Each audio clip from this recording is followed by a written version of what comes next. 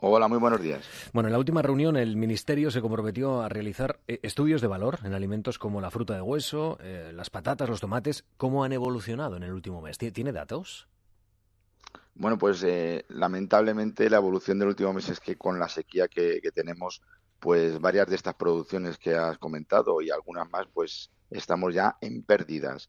Eh, Estamos en una situación caótica, no llueve, pero es que además no ha habido ninguna infraestructura hídrica nueva para solucionar y poner solución a una sequía como la que tenemos. Tenemos que poner solución antes. En este momento, pues prácticamente está perdida toda la cosecha de cereales. Estamos hablando que más de un 60% del campo está afectado por esta sequía. Y como siga así en estos próximos meses, las pérdidas, estamos hablando aproximadamente de 10.000 millones de costes de pérdidas para las producciones agrícolas. Por lo tanto, una situación lamentable. Así que tenemos un reto por delante, que es asistir evidentemente al campo, que está viviendo una situación muy complicada por culpa de la sequía. Y esto entiendo que se va a traducir en más presión sobre los precios, ¿no? Los precios que van a pagar los ciudadanos cuando vayan al mercado.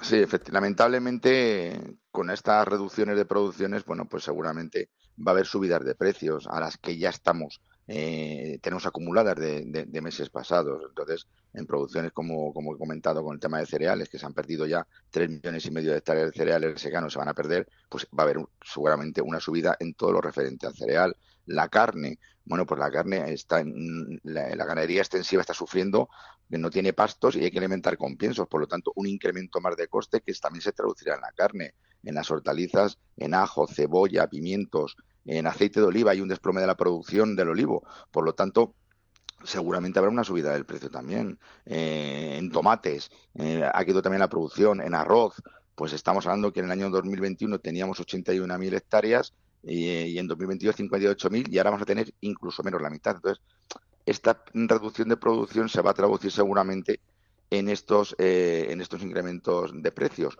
que tendrá que soportar el consumidor. Pero es que nosotros, como eslabón primero en la cadena, tenemos unos precios que siguen siendo irrisorios. Entonces, el otro día la ministra hacía referencia a que los agricultores y ganaderos tenemos que bajar los precios. ¿Cómo vamos a bajar los precios? No tenemos rentabilidad en nuestras explotaciones.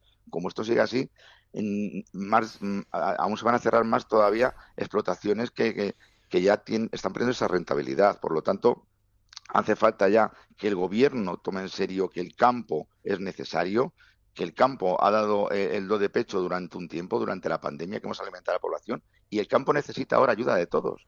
No necesitamos que nos machaquen, Mm. necesitamos ayudas directas para el campo, ayuda de carácter Ayudas fiscal. directas más allá de las medidas fiscales que ha aprobado últimamente el gobierno. Es decir, hay que ya introducir más dinero en el sector de forma directa.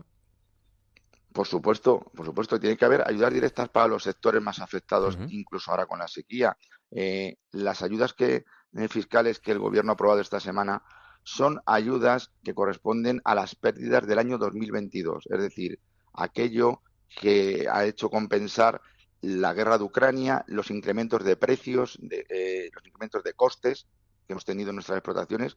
A eso se refiere la rebaja fiscal del año 2022. Pero ahora necesitamos una rebaja fiscal que sea directa para la sequía, ayudas directas para los sectores económicos y también una flexibilización de las medidas de la política agrícola comunitaria que ha entrado en vigor ahora el 1 de enero de 2023. Por lo tanto, por estos tres ejes tienen que pasar estas ayudas que tienen que ir dirigidas al campo en este momento, que lo necesita como agua de mayo, Mm. nunca mejor dicho. Sí, me queda un minuto, señor Álvarez, pero el gobierno dice que está preparando un decreto antisequía o para paliar las consecuencias de la sequía. ¿Están en contacto con el gobierno para informarles de su posición, para saber por dónde van también, en fin, los planes del Ejecutivo? Sí, por supuesto. La semana pasada el presidente Asaja y yo estuvimos en la mesa de la sequía. Se han abierto mesas. Ayer mismo yo estuve con los representantes del FEGA para ver qué medidas de flexibilización se pueden hacer respecto a la política agrícola comunitaria. Pero lo que es urgente, desde luego, ya es un plan de choque, y que tiene que también pasar por este tipo de medidas que hemos dicho. Y, por supuesto, tiene que haber un plan de infraestructuras hídricas, hidráulicas, para que se vertebre España en materia de agua. Hace falta un plan hidrológico, pero que sea consensuado, que no enfrente a las comunidades autónomas. Y bueno, pues por supuesto que llueva cuanto Ujú. antes, porque las previsiones que nos ha dicho la EMET de aquí al mes de octubre, la verdad es que dan bastante miedo. Juanjo Álvarez es secretario de organización de la Organización de Agricultores Asaja. Gracias por estar con nosotros. Buen día. Buen día, muchas gracias a vosotros.